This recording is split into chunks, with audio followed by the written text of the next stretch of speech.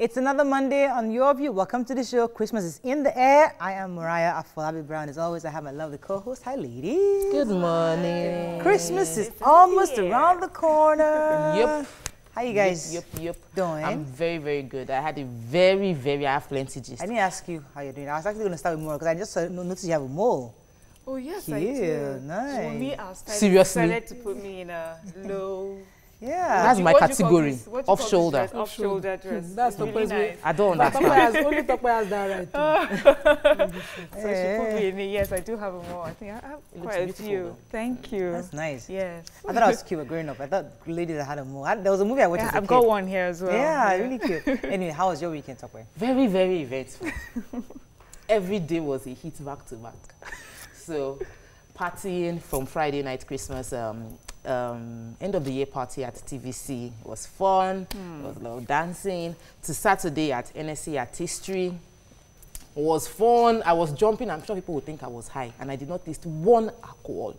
But I was like screaming because it was one day cool, and I love one day cool. It went from old school to new school. I was just jumping. Bumper to like, bumper. Do you understand? I was jumping. I finished the dance with that bumper to bumper. There's no more dance to bumper. I finished that dance. With your bump. Oh, dude.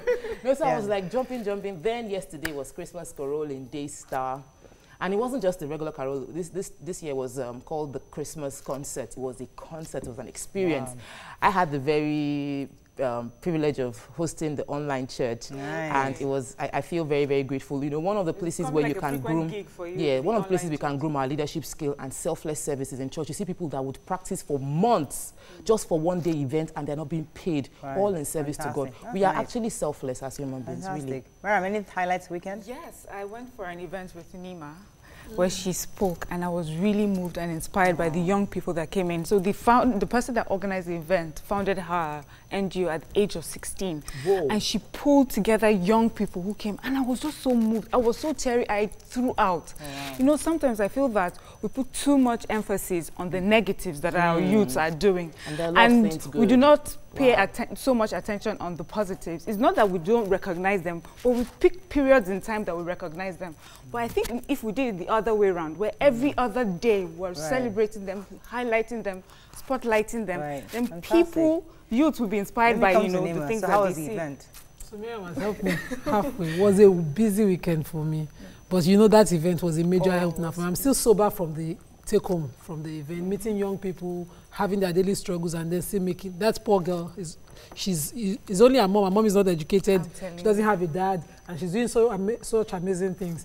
And then yesterday was a photo shoot for an international magazine starting very soon. Fantastic. I finished that one, got home, and Mommy Nurse just packed out of the house. Mrs. Yink, you know I have a support system that makes it easy for me to be a working mother. And one of my major support system is Mrs. Yinka Adeniran. She's a nurse at home, taking care of my son, all through teething.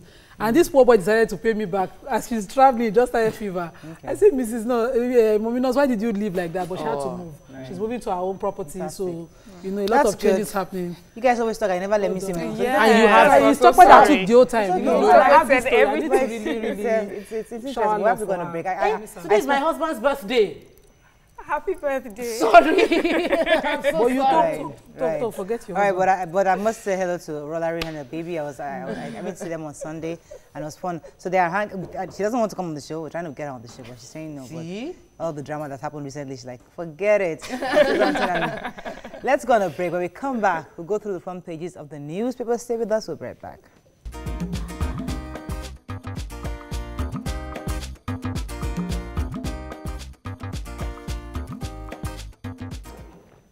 All right, we're going to start with the punch, as usual.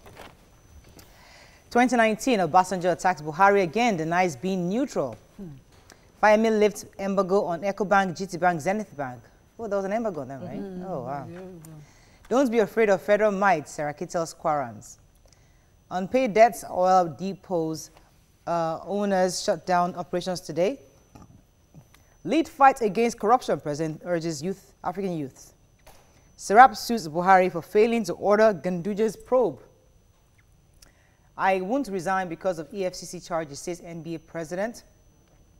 2019 Danjuma's Forum meets today on consensus candidates. Yes, stories. I'll talk about the fire issue. It's not in any other papers. So, Governor Fayemi now has lifted the ban placed by Governor Fayoshe during his administration on a few banks, EcoBank, GTBank, Zenith Bank, as at May 2016. No transaction has been going on between the government and those banks within the states. For whatever reason, wasn't clarified in the papers. But Fayemi has reinstated that all MDs are now allowed to carry out transactions with those banks, and that this is supposed to strengthen the relationship between the government. Do you have an idea of what the reason was? Did they put it in our report? It wasn't. They didn't put it there. Okay. Let's move on to Daily Sun. Again, Obasanjo strikes, explains why Buhari must go in 2019. Let me take the quotes. Obasanjo says, only a fool will sit on the fence or be neutral when his or her country is being destroyed with incompetence, corruption, lack of focus, insecurity, nepotism, brazen impunity, and denial of the obvious. And then APC responds, saying, we are very confident that Nigerians will deliver their votes more than they did in 2015 to renew the mandate of President Buhari. Nigerians will definitely prove Obasanjo very wrong next year. Expel Okorocha from APC now, says Imo elders. By Economic City, Epazu, deceiving Buhari on project, says APC. Traffic offenders now to face trial, vows Ambody. Campaign spending, EFCC partners foreign countries to monitor funds movement, which is great. I'm happy that Mago is taking that. But let's talk about former President Obasanjo saying that you'll be only fool to be on the fence towards the next elections. What did you make of that statement? Of course, Obasanjo is trying to justify the new support he has suddenly for the PDP presidential candidate. And of course, you go at the president, you know, to justify this. A lot of things that he never found wrong before, he finds wrong now. And you know, he's come out recently to say that the president is not doing enough to change the situation of Nigerians just before he adopted the article. I have a little, yes, different from what I read. He had gone previously to Iwo community and he spoke to them, and he did not necessarily tell them who to vote. And he said, you know, he left that decision to them. But he said that, but be careful, you know, these are the issues that we have on ground, and pick the person you think that is best, that, you know, to deliver those things. If we follow that, so he was not really talking about APC, PDP. Yeah. He was just talking. Yes, he was just talking about. But if we follow his advice, neither APC or PDP. His statement was that it can't be neutral, it can't stay in between. The country isn't being managed well. By implication, and it hasn't been managed well for a long time either. He's not claiming that, oh, the previous administration did a good job. He's just saying that currently people are suffering and I cannot be neutral, people are suffering. So just motivating people. So our governor has installed the, no, he actually increased the number of mobile courts because, go ahead. The governor visited the LASMA headquarters at Oshodi. And, you know, he says this is in solidarity with the LASMA people against all the officers that they had lost in course of duty because of Nigerians. And, you know, he's insisting that the mob must put in place more stringent terms to deter traffic offenders. So now it's more mobile courts, straight to the courts. They have officers working with LASMA officers on the road to ensure that any traffic offender is immediately arrested and taken to the mobile court. I'm very happy about this because I feel that since the primaries, our governor seems to have been quiet, and a lot of people have been asking, where is he, what's he doing? So this is a very powerful move, and very important. Yeah, I know, but you know, we just feel as he's quiet, a lot of people say, where is he? So this is very good. Our heart goes out to the 16 last months that died this year. Their job shouldn't involve them losing their lives. They're just traffic officials, but, you know, it is what it is. They're doing so much. They're helping you. Move on to Vanguard. True story of Metele attacks by surviving soldier. Picture here, Vanguard 2018 Personality of the Year goes to Tony Elumelu. He actually deserves it because he's done quite a bit. 800 billion naira subsidy debts. DAPMA insists on strike as Nupeng Pengasan caution members. 2019 poll, only a fool will be neutral. Electoral Act Amendment, mixed reactions greet Buhari's refusal to sign bill for the very 4th time, I believe. Okay, so this soldier, surviving soldier, who had that story? The major headline. This anonymous surviving soldier who spoke to Vanguard was exposing more horrible things than we already knew, than we thought we knew about the Metele attacks, insisting that they lost not 23, but way over 200 soldiers. Yes. And that, you know, he explained that the video that we even saw wasn't about the Metele, it was about a jelly attack that happened sometime before, but that the Metele was a terrible one, that the Air Force were not available for air surveillance, and that made it worse for them. that some Boko Haram suspects that had been arrested and released by the Ogas, so-called, were the ones who led this attack on them. Arms and all that were, and he's insisting that the chief of army staff was wrong in whatever he said, saying that they are not explaining to the president the real situation, that they are being owed 6 months allowances, and that the families of those who have died before are not even well taken care of. These are strong allegations that, and you can investigate these allegations. That's the problem that I have with the Ministry of Defense.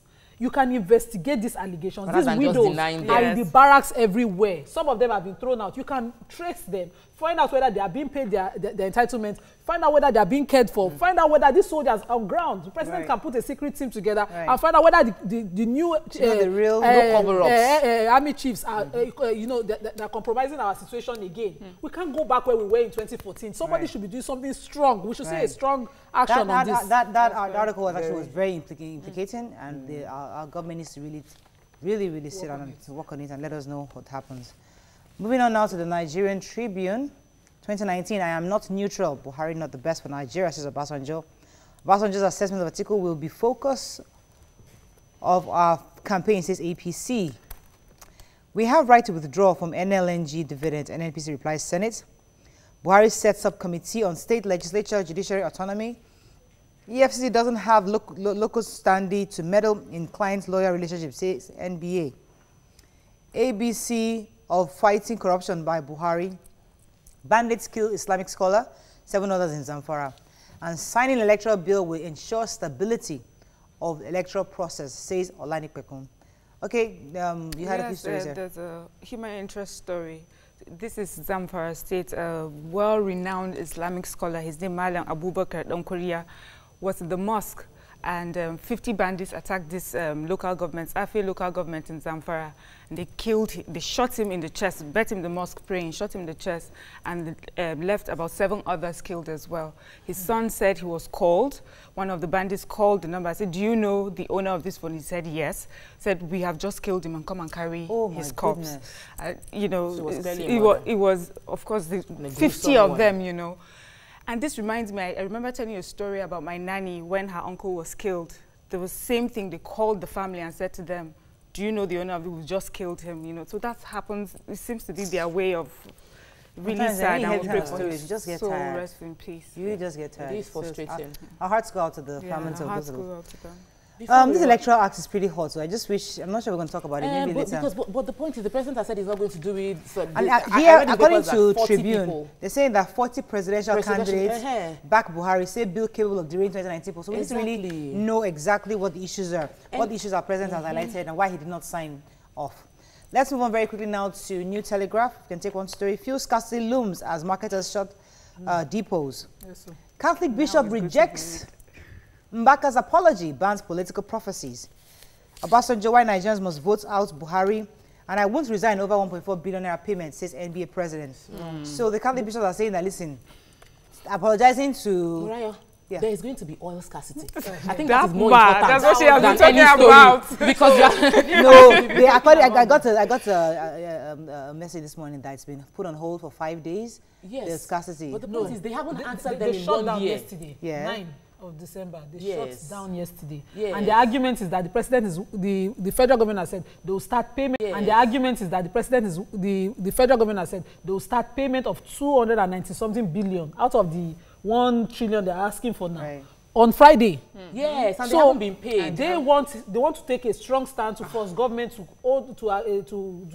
do something on what they are agreeing, all the terms they are giving them. Well, and they say they need to pay December salaries, and we need to travel for December. So whatever issue is going on should be resolved fast. Well, what I read this morning, I can't verify, but what I read from an article I got this morning saying that they've extended to giving them a 5-day notice for them to pay before they now actually initiate this, the shutdown. Okay, I think that's all we can take on the papers this morning. Let's go on a break. When we come back, lots of things trended this weekend. Trust me, you don't want to miss this. Stay with us. We'll be right back.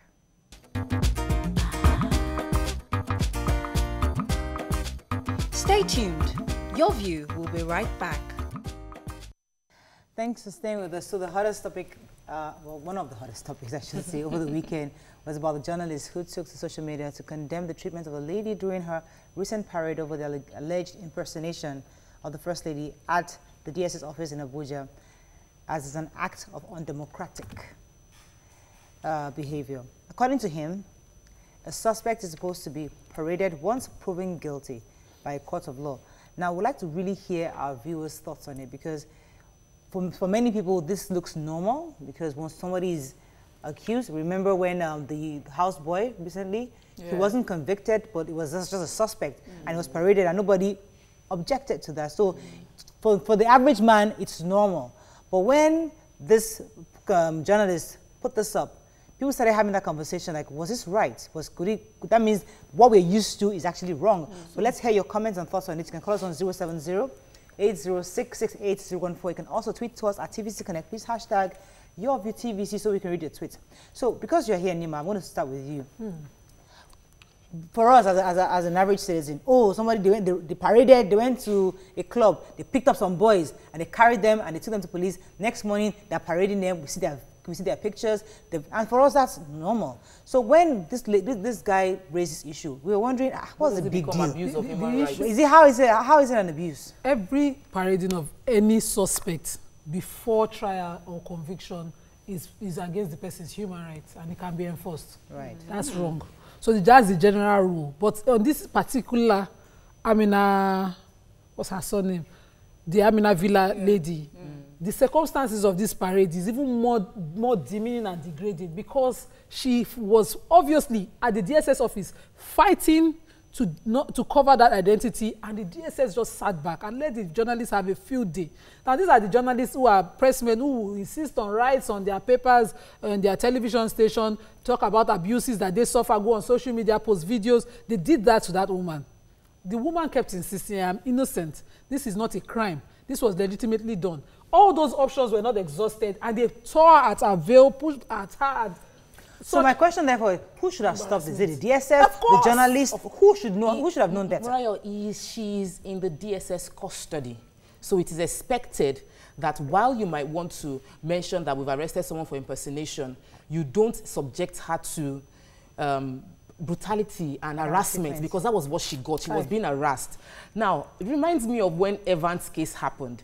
And I asked Ivy Kalu, I said, Ivy, this guy, why were they, the way they were putting the mics in his face and they were asking him questions, so did you kill them? Did you shoot the man? I said, so why are you allowed to ask him questions like that when he's not on trial? He's just being, it wasn't paraded, they just caught him as he was being taken in. Is that right?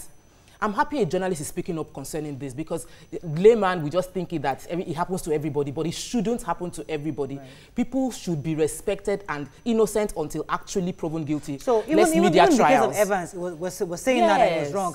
People should never be, that's what you're saying, right? That it was wrong. I'd like to really hear our viewers' thoughts on it. Okay, this is enlightening for me, because like in movies we see, Oyinbo movies, they bring like microphones to your face, and the suspect can say no comment, or the lawyer steps in front of the suspect and says, I don't want to speak that's up. Oyinbo. Yes, that's Oyinbo. So it now brings to mind, there's a group of boys that were paraded by the police some months ago. Yeah, they didn't cut me. So he had the right to talk to the journalist. So he decided to talk. That was fine. So putting them on TV, and was that wrong? That was wrong. And a lot of groups have called the police out on this, that they should stop parading suspects. So once you have a tight case, see Evans is taking us forever, and the guy is in court already because he has money and is enlightened, suing them for fundamental rights abuse. This is what we talk about. Abroad, every time they do mock shots. Mug shots, yes. Those are for police. If that's for like a criminal record. Once you've been arrested, mug shots. So you can take your picture and put it even before trial. That's for police record. That's not on TV. That's not on newspapers. Okay. Let me take this call. Let me take this call. Morning, are you there? Thanks for calling. Good morning. Good morning. Go ahead, please. My contribution to this is we could learn our lesson, because it's not good to somebody the parent and said, innocent and affairs lady. Even at this person now, you don't take somebody money now. They go say, Dina, our president wife, she don't looted somebody's money. So the thing because people more than that. But it's not good to what the DSS do is not good. True, we are very, very embarrassing to me, but I say crime, sir. Thank you very much. It's just talking about how embarrassing it is to find out you're being paraded when you might not actually be guilty, which we cannot deny that it's happened. Beyond just talking about this, though, because the person tweeted the information, can we have a proper case so that it goes through the courts and we will now have, like, Nima, has this been in any way addressed legally that will have a precedent against this happening again? We have precedents on fundamental rights abuse. Plenty of them. Concerning parade. The one Evans is putting in court now stands a chance of winning, although the courts have said he should continue with trial and all that. But on that right abuse, the fact that, you know, you are brought out in the open and God forbid, on behalf of the police now, that he's acquitted.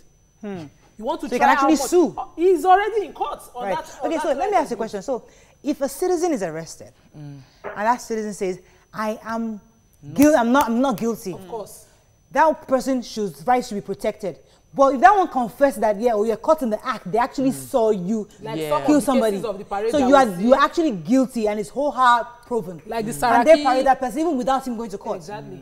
No, I still insist they shouldn't parade. They should simply go to trial. They should simply go ahead and bring in maybe our police experts and DSS. Yes. To help us. Like, I know that the Breakfast Show on whether TVC a person News confesses or not, had try him. Human rights lawyer, helping us understand. But we need our own visitors to also understand what the real correct process is, so that we know. Because listen, we learn everything. And beyond, journalists should be cordial and be kind, and you can get your information without harassing someone. The woman wanted her face protected. What's your own business in opening up her face and pulling her veil off? You have her name. She's answered your questions. Let her be if she wants to cover her face. The lady in the video, the one in black, who obviously pulled her up, pulled her with the veil, pulled and embarrassed her in such a way. I think she should first of all slam her a good Why suit. are you?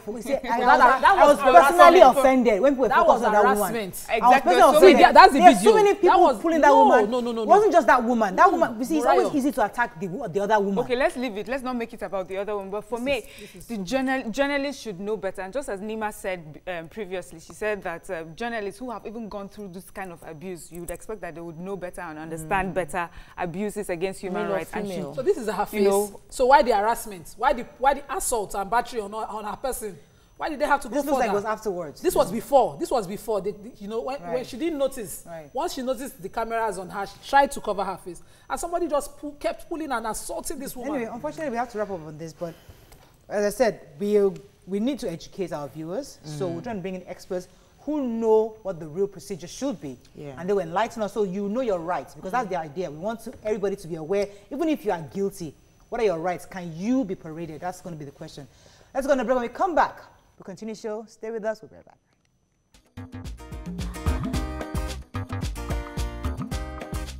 Stay tuned. Your view will be right back.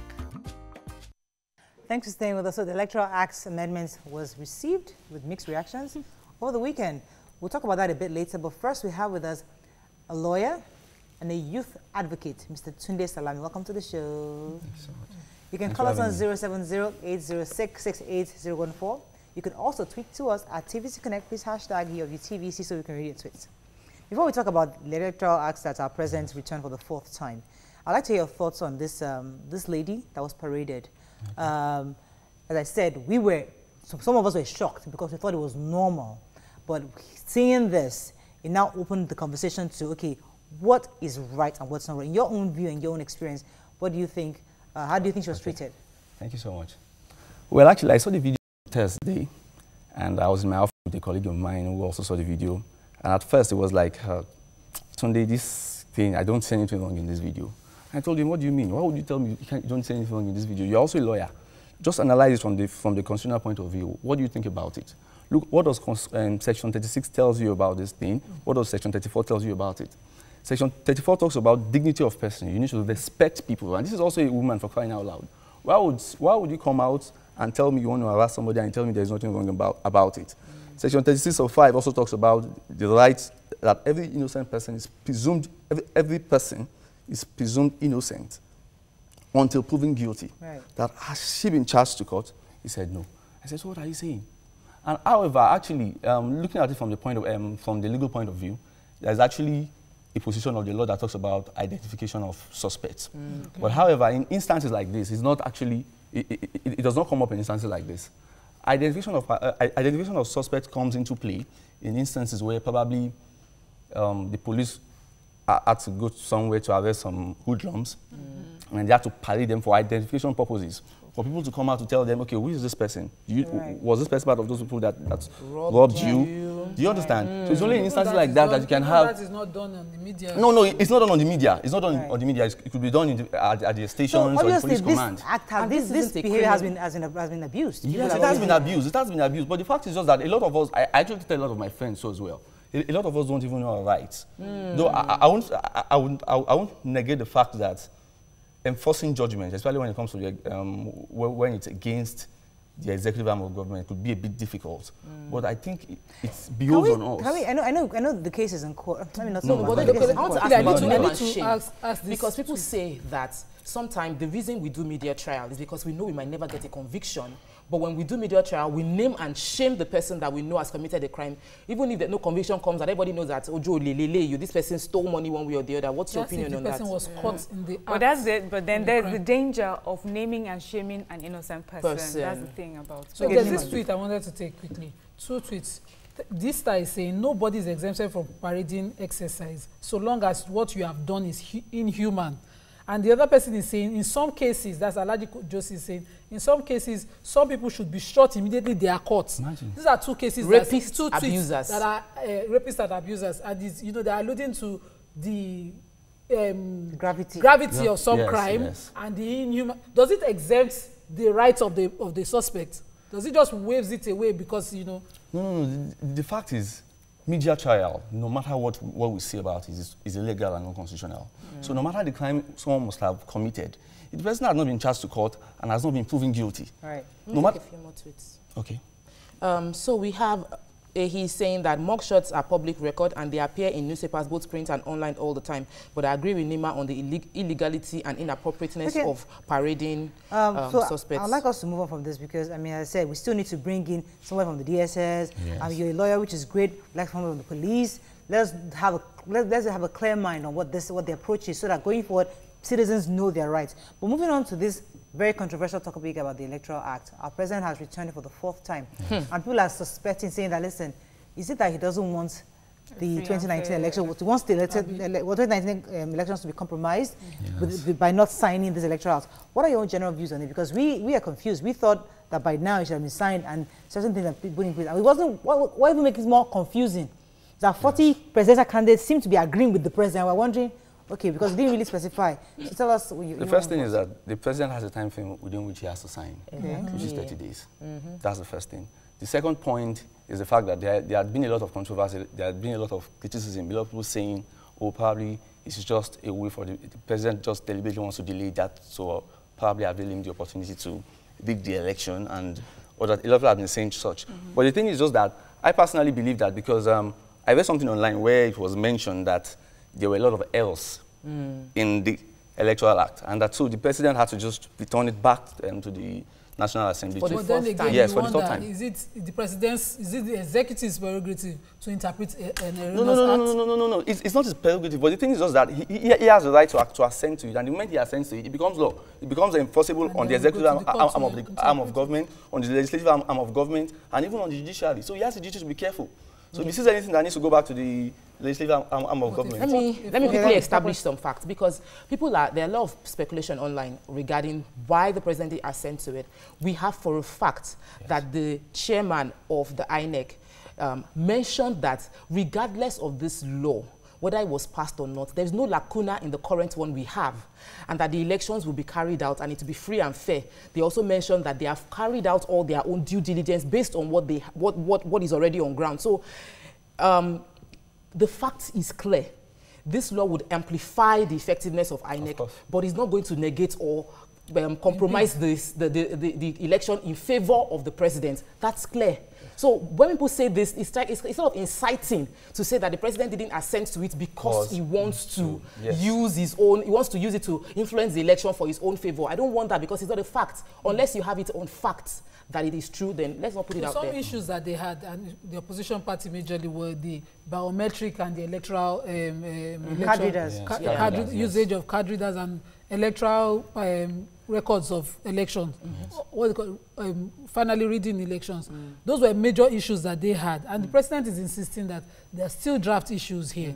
If I accent to this, execution of this would cause a problem for INEC, and I would not accent to that. What is your view on that? Well, basically, the fact still remains that when the president is bent on the fact that this thing needs to be amended, he's still within the time frame within which it could be amended. Really? I thought it has to be done 6 months before the election. No. He has 30 days to sign. After it gets to him, he has 30 months. And so he's still within that time frame. So if he's still complaining that I want this thing reviewed, and obviously he had tabled what he wants to be done, he had tabled it back to the National Assembly. It behoves on the National Assembly to look at it and return it back to the president. And also, it needs to be noted that even if the president does not sign, there is a provision that gives the National Assembly the opportunity to sign. All right. So, yes. Okay, point taken. Okay, let's go on a break. When we return, we'll continue this conversation. Stay with us, we'll be right back.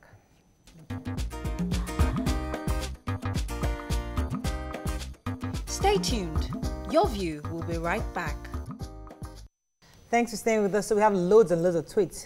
Who's going to go yes, first? I'll take tweets. Our viewers are still on our first topic, so I'll just take tweets from there. Ikia Tuvacha, the way the woman was humiliated is very wrong and indeed so saddening. My view on this is that parading a suspect should be done with the suspect's consent and approval. He says, what is media trial? There's nowhere a big crook is arrested and the press won't feast on it.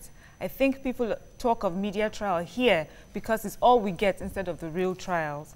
And we have the Star. Go ahead. Nobody is exempted from parading exercise so long as you've done what is inhumane. For this will thus serve as a disciplinary tool to shun unwholesome acts. Criminals must be seriously dealt with and publicly embarrassed. Nima? So, Alhaji Josa is talking to me that, am I saying if they catch Shekau today, it shouldn't be paraded because of the crime? And nemesis of bad government also says, Shekau has already, that's answering him, has already been declared wanted. He's an enemy of state and his face is already everywhere. So he can be paraded. So in that case of enemy of state, that can be paraded. Can he be paraded? No, it still cannot be paraded. Really? As far as, yes, it still cannot be paraded. He's a suspect. Let me take this call from Ibrahim from the UK. Good morning, Ibrahim. Are you there? Hello? Yeah, I'm still holding on. Please go ahead. You're live. Thanks for calling. Okay. Hello, Morayo. Hi. Good morning. Good morning. Go ahead. Yeah, on the electoral law, the gentleman is discussing about that the president hasn't signed. The president didn't refuse the signing for the electoral law. What the law says is that before you can sign electoral law, you must have 6 months. And the 6 months is against us now. We are just having only 2 months left. 72 days. So the president cannot sign it and just convince the whole nation. So that's the major reason that the president is not signing the electoral law.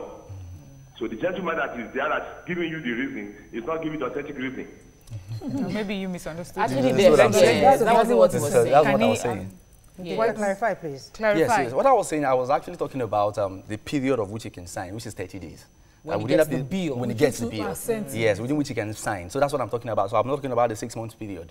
The 6 months period is from when he signs to when the election will take place. There must be 6 months period. And I like Mr. Ibrahim called because I was saying that I understand that politicians will be politicians and will be mischievous and might use this, for our own gain. But then I was asking, why did he not sign? And I think Ibrahim sort of answers the question for me, which is, the time in which it would take to execute it. No, he said it wasn't. He didn't specify. No. He didn't specify. No, I was saying what Ibrahim called. No. Okay. No. Basically, what the president is saying is that, okay, there are some clerical things, there are some things that needs to be amended, and he had returned it to National Assembly to rectify. But they didn't specify what. Is that what she's? That's what I'm asking. They didn't specify. They didn't tell us exactly. It's not a public fact. So that leaves it open for mischief makers to do things. Speculation. Exactly. So you're going to say something? Yes, I was going to talk back about the previous topic about our need for jungle justice being one of the reasons that is making us support the parading, because it makes us feel like some form of justice has been meted at them. And if we can read from the tweets that people were still mentioning that if the person is a rapist or accuser, they don't even just parade, just shoot the person immediately the person is caught.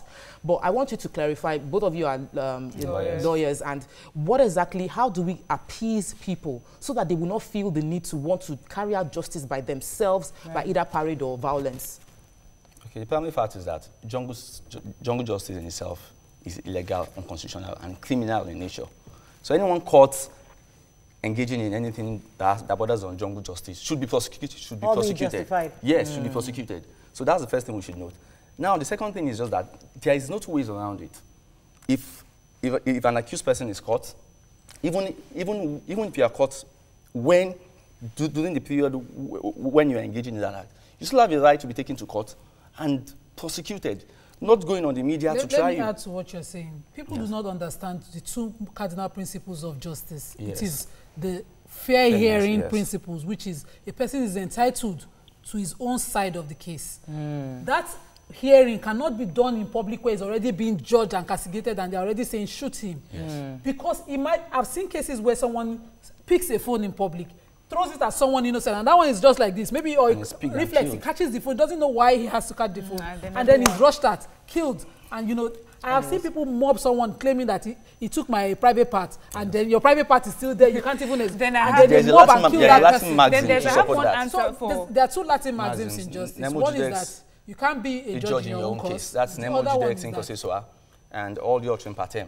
That's we didn't get that, please. In English as well. All the auto patem. That means hear both sides. Okay. Then, but I have an answer too for Tokwe, and this is something I hear a lot when we had this just crisis, and then you have reprisal attacks. And one of the main issues people have is that justice seems to take so long. People can say, I identified this person is the person that came and burnt my house or killed my parents, and then nothing is done for so long. And then there's a reprisal attack. Right. That's why so we have to run up, unfortunately. But I think we need to leave our viewers with just two things. Number one, we need proper enlightenment on what the right procedure is. You've heard the facts from the lawyers. We need to hear from the police. We need to hear from the DSS and understand exactly what the modus operandi is when a suspect is caught, because people need enlightenment on that end. On the Electoral Act, we're saying, yes, the president hasn't signed, he has returned for the 4th time, but regardless of even if he signs, it takes about 6 months for it. So right now, obviously, getting late. So we might not be able to actually have it implemented in time for the 2019 elections. That's all we can take on the show. Have a fabulous day. We'll see you tomorrow. Bye-bye.